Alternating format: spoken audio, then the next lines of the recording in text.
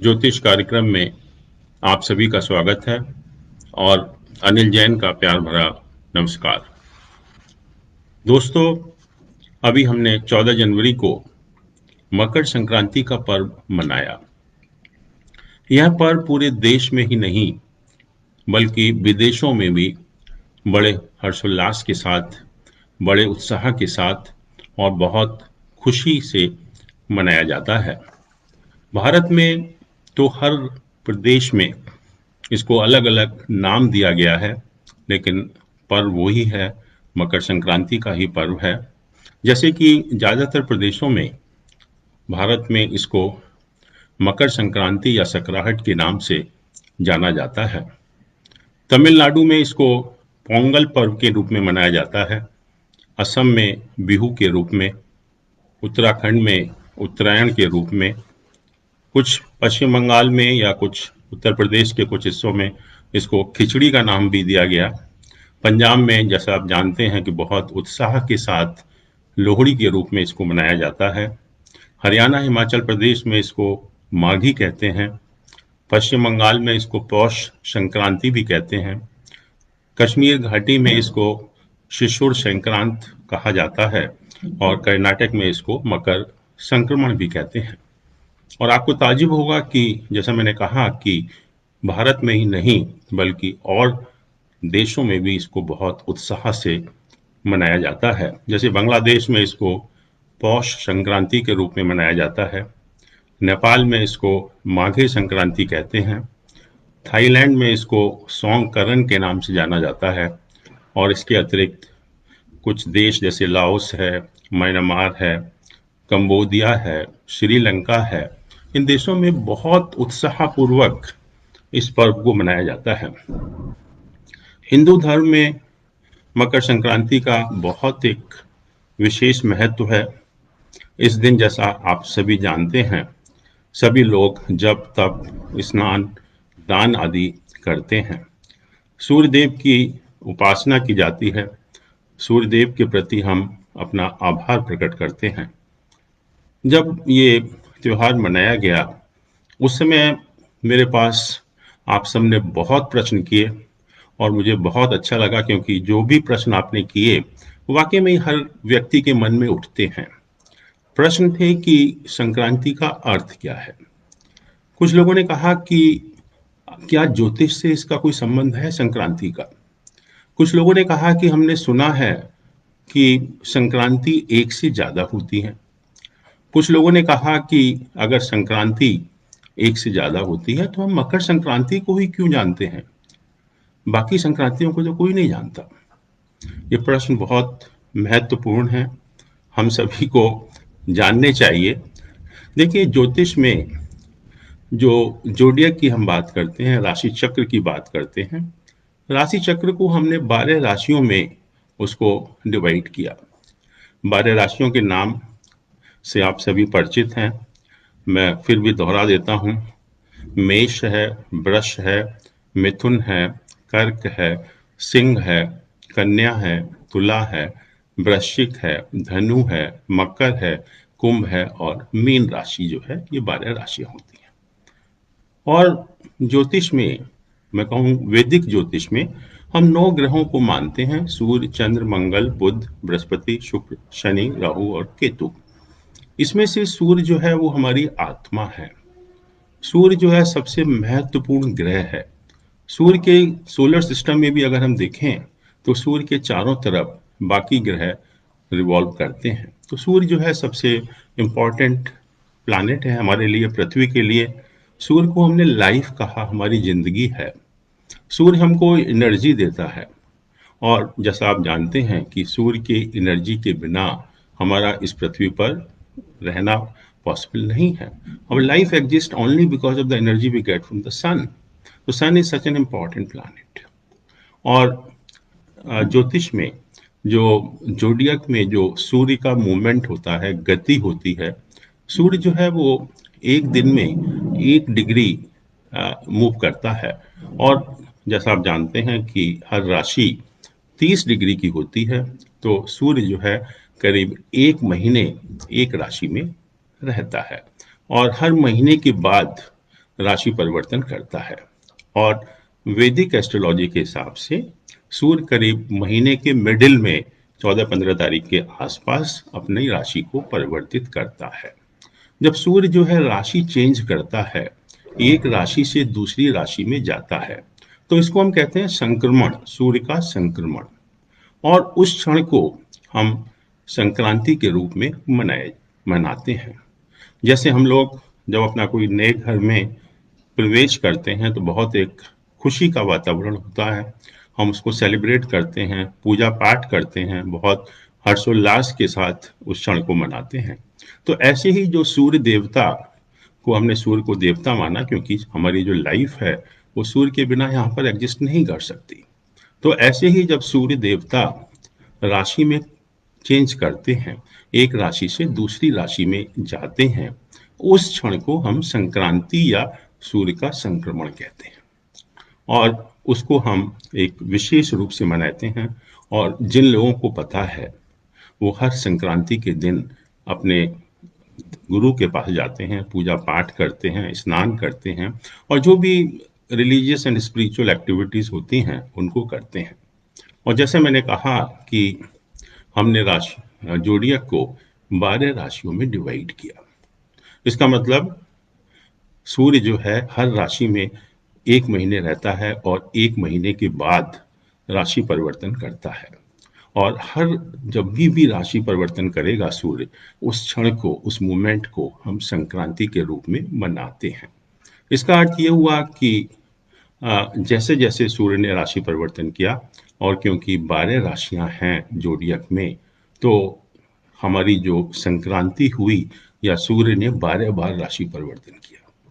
इसका अर्थ यह है कि एक साल में 12 संक्रांति होती हैं, एक संक्रांति नहीं होती।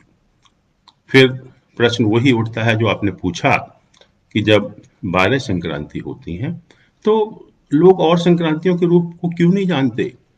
मकर संक्रांति को ही इतना विशेष महत्व क्यों दिया गया? प्रश्न वाकई में ही बहुत स्वाभाविक है, हर व्यक्ति के मन में आना चाहिए कि हम मकर संक्रांति को ही क्यों सेलिब्रेट करते हैं, बाकी संक्रांतियों को तो कोई नहीं जानता। पर मैं बताता हूँ, जैसे कि जो लोग जानते हैं, जो लोगों ने ज्योतिष पढ़ा है या जो हिंदू धर्म को जानते हैं, वो एक संक्रांति नहीं मनाते, वो 12 की 12 संक्रांतियां मनाते हैं। वो अपने हर संक्रांति को, और जैसा मैंने कहा कि महीने के मिडिल में 15 तारीख के लगभग जो वैदिक एस्ट्रोलॉजी के हिसाब से सूर्य जो है राशि परिवर्तन करता है, और 15 अप्रैल के आसपास सूर्य जो है पहली राशि में या मेष राशि में प्रवेश करता है। तो नेचुरली 15 अप्रैल को हम मेष संक्रांति मनाएंगे, 15 मई को वृष संक्रांति मनाएंगे, 15 जून को मिथुन संक्रांति मनाएंगे, और 15 जुलाई को कर्क संक्रांति मनाएंगे। इस तरह से हम 12 संक्रांति मनाते हैं। और मकर संक्रांति का अर्थ है कि जब सूर्य मकर राशि में प्रवेश करता है, उस क्षण को हम मकर संक्रांति के रूप में मनाते हैं। और इस वर्ष सूर्य 14 जनवरी को सुबह 8:30 बजे मकर राशि में प्रवेश किया, और उस क्षण को हमने मकर संक्रांति के रूप में मनाया। पूरे देश में, देशों में नहीं बल्कि विदेशों में भी इसको बड़े हर्षोल्लास के साथ इस पर्व को हमने मनाया। और ये पर्व खास तौर से हिंदू धर्म का बहुत एक महत्वपूर्ण पर्व है। और प्रश्न वही है कि जब 12 संक्रांति होती हैं एक साल में, तो मकर संक्रांति को इतना महत्व क्यों देते हैं? दोस्तों, मैं बताना चाहूँगा कि इसके 2 कारण हैं, एक वैज्ञानिक कारण है और एक ज्योतिष कारण है। जैसा आप जानते हैं कि जो पृथ्वी है हमारी, उसके 3 मोशंस होते हैं, 3 गतियां होती हैं। एक तो वो अपनी एक्सिस के अराउंड 24 घंटे में एक बार रिवॉल्व करती है। दूसरी, वो सूर्य के चारों तरफ घूमती है और एक साल में एक पूरा चक्कर लगाती है। और तीसरी गति जो सबसे इम्पोर्टेंट है कि अर्थ की जो एक्सिस है वो वर्टिकल नहीं है, वो वर्टिकल से करीब 23.5 डिग्री पर इंक्लाइंड है। तो सूर्य जो पृथ्वी है हमारी, उसकी 3 मोशंस होते हैं जो कि शायद आप सभी लोग जानते हैं। और जब सूर्य के चारों तरफ पृथ्वी घूमती है तो उसका सर्कुलर पाथ नहीं होता, वो एलिप्टिकल पाथ होता है। कभी सूर्य और पृथ्वी के बीच में दूरी कम होती है और कभी सूर्य और पृथ्वी के बीच में दूरी बहुत ज़्यादा होती है। और वैज्ञानिक तौर पर हम सभी जानते हैं कि जनवरी के महीने में, या मैं कहूँ कि एग्जैक्टली 15 जनवरी के आसपास, सूर्य और पृथ्वी के बीच की दूरी सबसे कम होती है।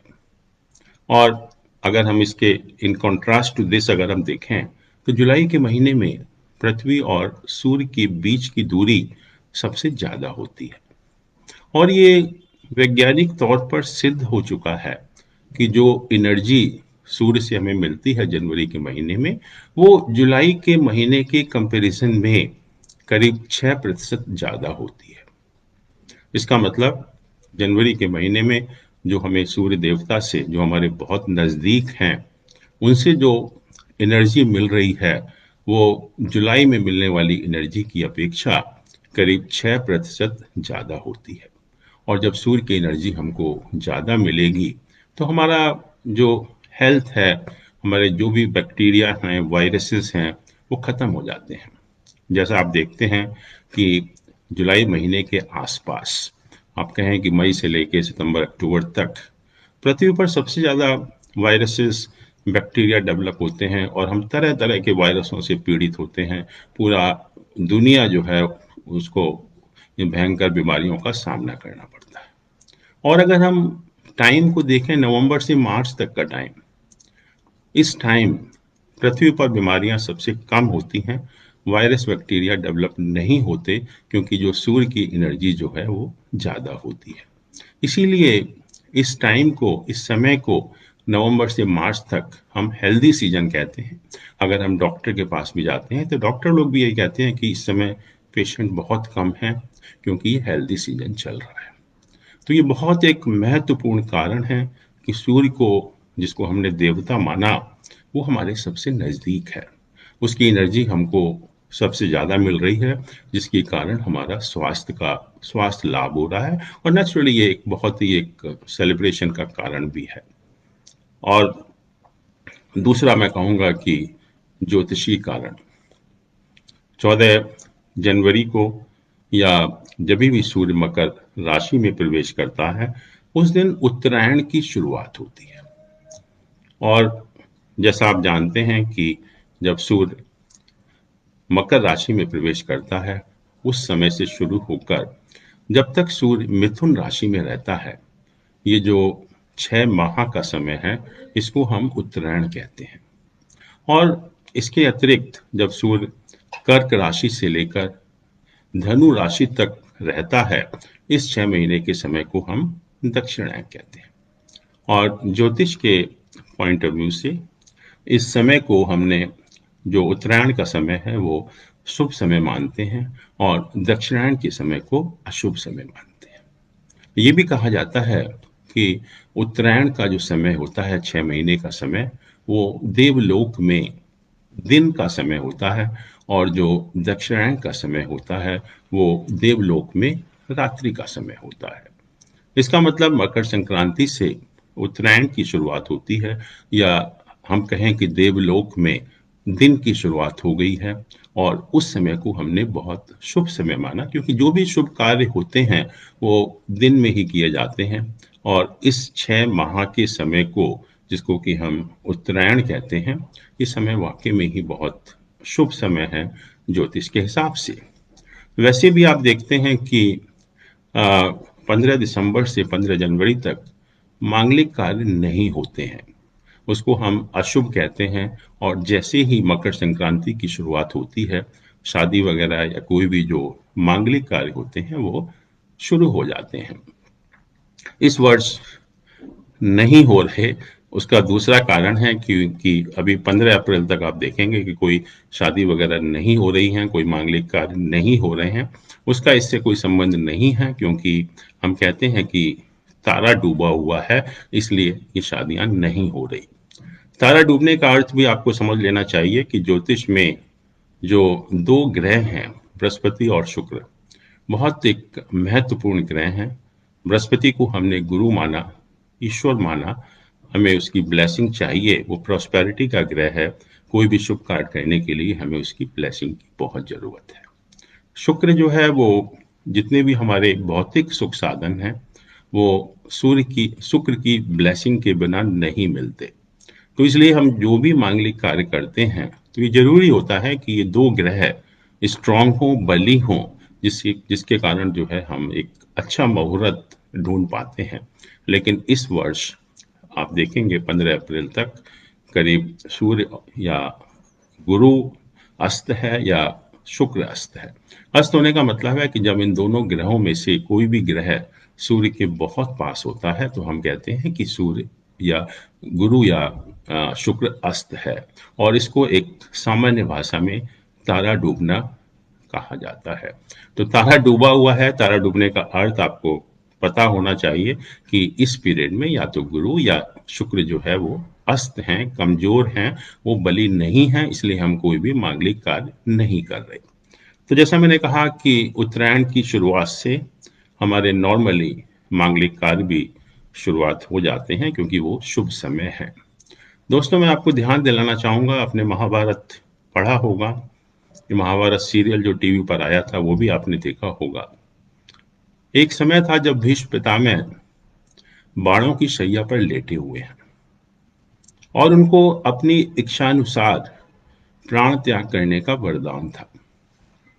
अब आप सोचिए कि बाणों की शैया पर लेटे हुए व्यक्ति को कितना कष्ट होगा, लेकिन प्राण त्याग नहीं कर रहे थे। लोगों ने पूछा कि आप प्राण त्याग क्यों नहीं कर रहे? उन्होंने कहा कि मैं उत्तरायण का इंतजार कर रहा हूं। जब उत्तरायण की शुरुआत होगी तब मैं प्राण त्याग करूंगा। और ऐसा ही उन्होंने किया भी, क्योंकि जैसे ही उत्तरायण की शुरुआत हुई, शुभ समय की शुरुआत हुई, उन्होंने अपने प्राण त्याग किए। दोस्तों, आपने रामायण भी पढ़ा होगा, रामायण सीरियल भी देखा होगा। कुंभकर्ण के बारे में कहा जाता है कि कुंभकर्ण 6 महीने सोता था और 6 महीने जागता था। और ये भी कहा कि बहुत विद्वान आदमी था, बहुत नॉलेजेबल आदमी था, बहुत शास्त्रों का ज्ञाता था। तो लोग कहते हैं कि 6 महीने सोता था, 6 महीने जागता था। कुछ लोग समझते हैं मूर्ख था वो। मूर्ख नहीं था। जो भी उत्तरायण का समय होता था 6 महीने का, जिसको कि देवलोक में दिन कहा गया, उस टाइम वो जागता था। और जब दक्षिणायन का समय है, जो देवलोक में रात्रि का समय होता है, उस टाइम वो सोता था। तो इसका अर्थ ये हुआ कि मैं तो कहूँगा कि अगर हम आजकल के टाइम से कंपेयर करें, तो उससे बड़ा कोई मैनेजमेंट गुरु नहीं हो सकता। क्योंकि जो भी हम मैनेजमेंट पढ़ते हैं, हमारा मेन पर्पस है ऑप्टिमाइजेशन ऑफ रिसोर्सेज। रिसोर्सेज बहुत लिमिटेड हैं। अपनी एफिशिएंसी को, अपनी प्रोडक्टिविटी को बढ़ाना। और ये जो भी हमारे पास शुभ समय है, उस समय में अगर हम मेहनत करेंगे, तो नेचुरली हमारी जो एफिशिएंसी है, हमारी जो प्रोडक्टिविटी है, वो बहुत बढ़ेगी। जिसके कारण जो है ये हम पूरा हमने जो शुभ समय था, उत्तरायण था, उसका यूटिलाइजेशन किया, तो इससे अच्छा कोई कार्य नहीं हो सकता। तो जो भी ऐसे लोग थे उनको पता था और उसके अकॉर्डिंगली वो काम करते थे। और इसके अतिरिक्त कुछ हमारे जो प्रदेश हैं, जैसे पंजाब हुआ, यूपी हुआ, तमिलनाडु हुआ, इस समय नई फसल काटने का भी समय होता है। इसलिए किसान उस फसल को देखकर बहुत खुश होते हैं और एक इसको आभार दिवस के रूप में भी मनाया जाता है। कुछ व्यक्ति, या मैं कहूँगा अधिकतर हमारे भारत में पतंग उड़ाने का भी सिस्टम है। पतंग उड़ाकर भी इस पर्व को हम सेलिब्रेट करते हैं।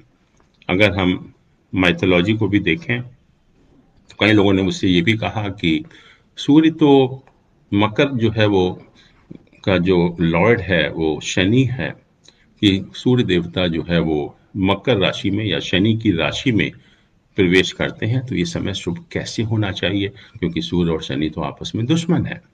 बट ज्योतिष के हिसाब से जो शनि है वो सूर्य का पुत्र है। शनि जो है वो सूर्य का पुत्र है। तो कहा जाता है कि सूर्य देवता अपने पुत्र को देखने के लिए साल में एक बार जाते हैं। और क्योंकि मकर राशि जो है वो शनि की राशि है, तो इसलिए वो पिता पुत्र का मिलन होता है।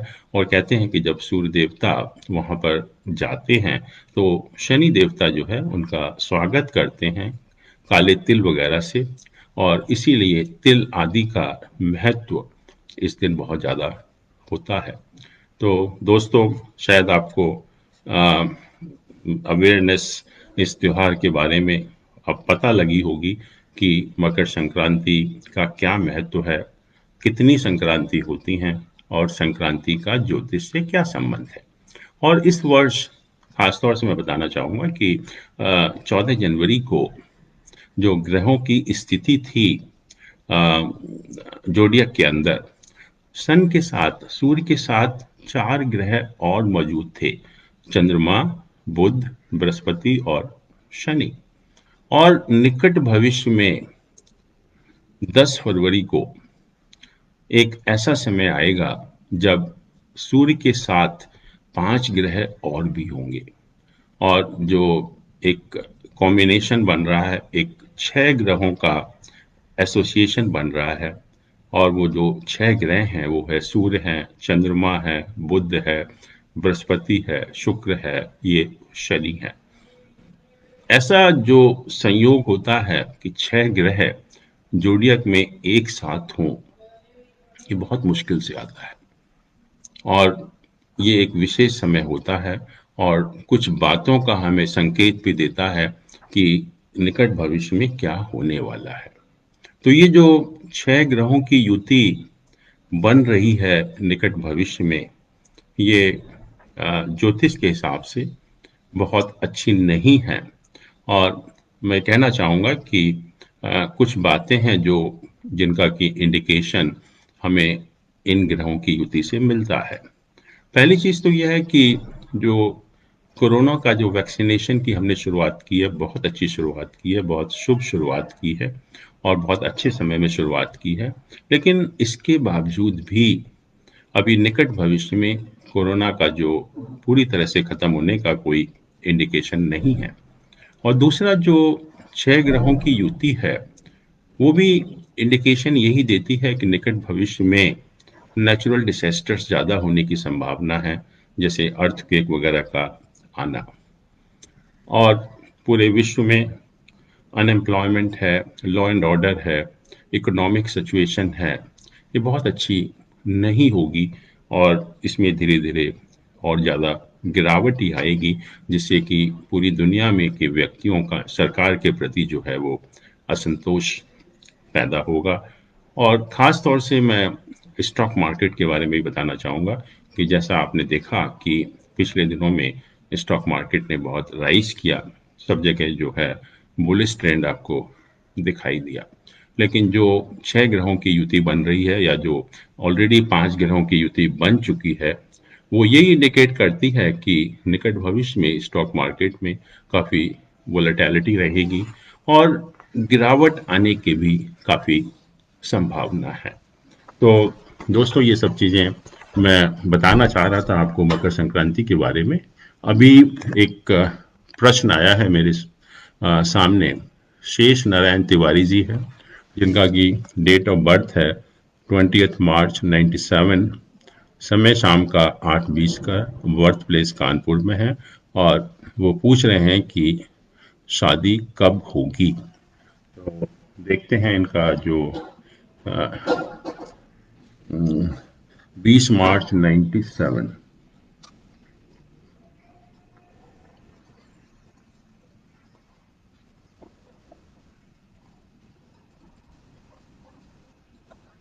टाइम है 20:20 hours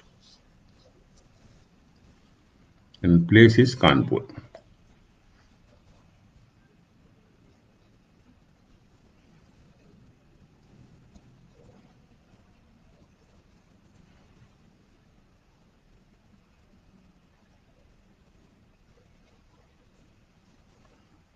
right, 20 March 97, 2020 and Kanpur.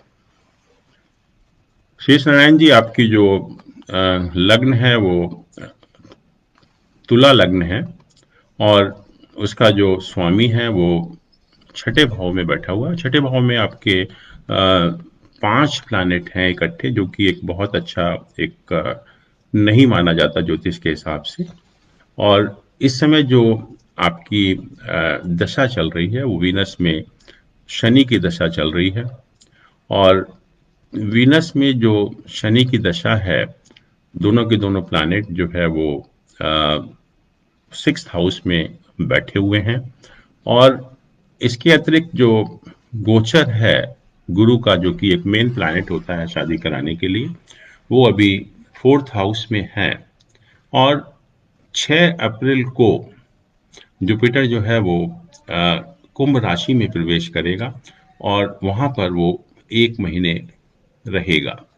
और उससे यही इंडिकेशन मिलता है कि क्योंकि अभी शनि का पीरियड चल रहा है, शुक्र में शनि का पीरियड चल रहा है, इस पीरियड में शादी होने की संभावना कम है। और ये पीरियड जो है वो 6 अगस्त 2023 तक है। तो अभी मुझे लगता है कि 2-3 साल शादी होने की संभावना कम है। और जैसे ही शुक्र में बुध का पीरियड शुरू होगा, उस टाइम आपकी शादी होने की पॉसिबिलिटी है। और जैसा मैंने कहा कि आपके 5 ग्रह छठे भाव में हैं और मंगल और राहु 12वें भाव में हैं। तो ज्योतिष में हम मानते हैं कि जो 3 घर होते हैं, 6, 8, 12, उनको हम त्रिक भाव कहते हैं।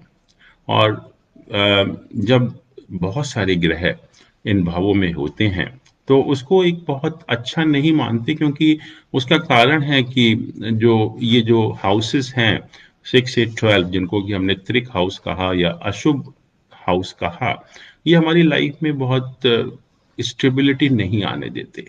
लाइफ में हमको बहुत प्रॉब्लम्स का, हर्डल्स का सामना करना पड़ता है और हर समय हम किसी ना किसी समस्या से जूझते रहते हैं। तो उस पॉइंट ऑफ व्यू से 7 ग्रहों का छठे और 12वें भाव में होना एक बहुत अच्छा संकेत नहीं है लाइफ में स्टेबिलिटी आने के लिए। बट उसके अतिरिक्त आपका जो चंद्रमा है या जो आपकी मानसिक स्थिति को बताता है, उसका प्लेसमेंट 10th हाउस में है और वो अपनी राशि में प्लेस्ड है। इसके अतिरिक्त जो एक गुरु और शनि है, उसका आपस में एक्सचेंज भी हो रहा है, जिसको कि हम एक राजयोग कहते हैं। वो भी एक बहुत अच्छा कॉम्बिनेशन है आपके हॉरोस्कोप में। तो मैं यही कहूँगा कि अगर आप जैसे चंद्रमा के लिए, कि जो कि बहुत एक स्ट्रॉन्ग प्लैनेट है आपके हॉरोस्कोप में, अगर आप मोती की अंगूठी सबसे छोटी उंगली में राइट हैंड साइड में, राइट हैंड में पहनेंगे, तो उससे आपको काफ़ी लाभ होगा, काफ़ी मदद मिलेगी। और एक तरह से मैं ये भी कहूँगा कि थोड़ी सी लाइफ में स्टेबिलिटी आएगी। तो अगर आप ऐसा करेंगे तो डेफिनेटली आपके लिए काफ़ी फायदेमंद है। और जो 7 ग्रह हैं, और ख़ास तौर से क्योंकि मैं देख रहा हूँ कि मंगल और राहु 12th हाउस में है, 12वें भाव में है, जिसको हमने बहुत अच्छा नहीं माना गया, इसलिए मंगल और शनि का भी जो उपाय है, ख़ास तौर से हनुमान जी की पूजा मंगल और शनिवार के दिन, वो भी आपको काफ़ी लाभदायक होगी। दोस्तों, हम प्रोग्राम यहीं ख़त्म करते हैं। अगले रविवार को फिर मैं आपके सामने उपस्थित होऊंगा। बहुत बहुत आपका धन्यवाद। Thank you so much.